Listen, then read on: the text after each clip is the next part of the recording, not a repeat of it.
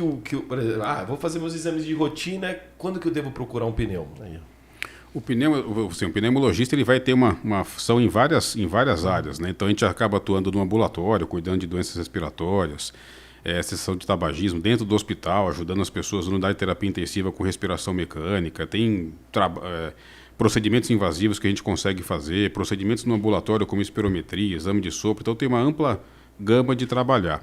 E como a gente vai sentir alguma coisa de pneumologia, claro, eu já tenho alguma doença pulmonar detectada, então eu tenho asma, eu tenho um enfisema pulmonar, eu tenho uma doença chamada hipertensão pulmonar, aí eu procuro o pneumologista. Tosse, por exemplo, muitas pessoas têm tosse, não percebem que pode ter uma doença e não procuram um pneumologista. Então, pessoas, por exemplo, que fazem um exercício físico e tem tosse no final do exercício físico, tosse que aparece um pouquinho à noite e que pode ter algum antecedente de alergia, pode ser asma, por exemplo. Então, algumas doenças respiratórias podem aparecer muito de maneira sutil no dia a dia, com uma tosse recorrente, uma tosse que persiste por mais de 8 semanas, por exemplo, que aparece associada com exercício físico, atividade, poderia ser asma, por exemplo, então alguma doença respiratória. Então, algum sintoma de tosse que aparece com alguma recorrência. Então, se tem esse sinal, já é um sinal de alerta. Falta de ar. Então, qualquer situação de falta de ar, as doenças pulmonares são muito frequentes. Então, asma, rinite alérgica, bronquites agudas. Então, tem várias doenças do pulmão que podem causar falta de ar. Muitas vezes as pessoas acabam procurando o cardiologista primeiro por falta de ar, que é uma doença do coração, e afasta a doença cardíaca que vai para uma doença pulmonar. Então, tenho falta de ar, tenho alergia, nunca tive doenças do coração, lembrar de uma doença pulmonar e procurar o pneumologista também. Muito frequente as pessoas que querem parar de fumar, então fumo, quero interromper o tabagismo, aí o pneumologista é um médico muito apropriado para conseguir ajudar a parar o tabagismo, né? Pessoas que fumam e que precisam fazer screening, rastreamento de algumas doenças graves, como por exemplo o câncer do pulmão, que a gente só consegue tratar eficazmente se tiver um diagnóstico precoce. Então, pessoas que fumam, por exemplo, têm mais de 50 anos de idade, nunca procuraram o pneumologista, precisam com alguma urgência ir no pneumo para poder avaliar o pulmão, saber se tem alguma alteração, fazer exames, porque o câncer de pulmão, por exemplo, que é um dos que mais, infelizmente, vem a trazer óbito do mundo, a gente só consegue tratar se eu fizer diagnóstico com muita rapidez.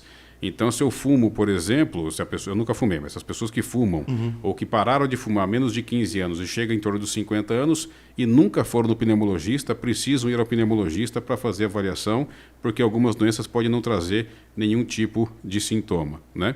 E a doença pulmonar mais frequente que a gente tem, por exemplo, que as pessoas não sabem, é a asma. 20% das pessoas no mundo tem asma. 1 em cada 5 pessoas tem asma. E ela, claro, a maioria das pessoas tem chiado no peito, falta de ar, tosse, mas algumas pessoas têm essas manifestações sutis. Então, um cansaço mais intenso para fazer um exercício físico do que os colegas da mesma idade, por exemplo, crianças ou adultos. Ou faço exercício e não consigo subir, não consigo subir uma escada de tanta falta de ar. Ou tosse, um chiado no peito que aparece muito intensamente como infecção respiratória.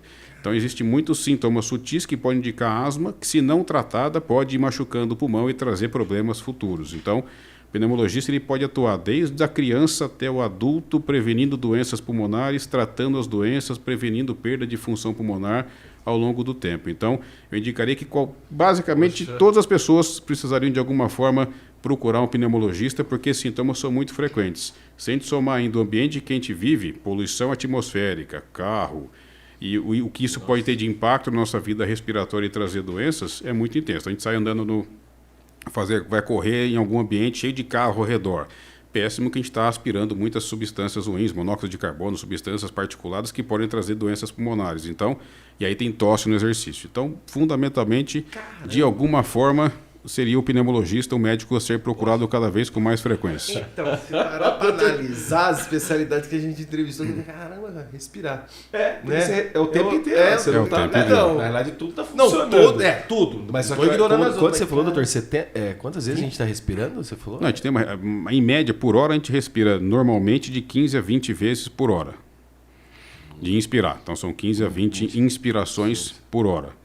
Então, se a gente, por minuto, desculpa. Por minuto são 15 a 20 vezes por minuto. Se somar isso por hora, 20 vezes 60 minutos, vão ser 1.200 respirações por hora, por dia e vai. Então, é uma coisa que a gente sente todos os dias, né? Sem perceber. A gente acaba não percebendo.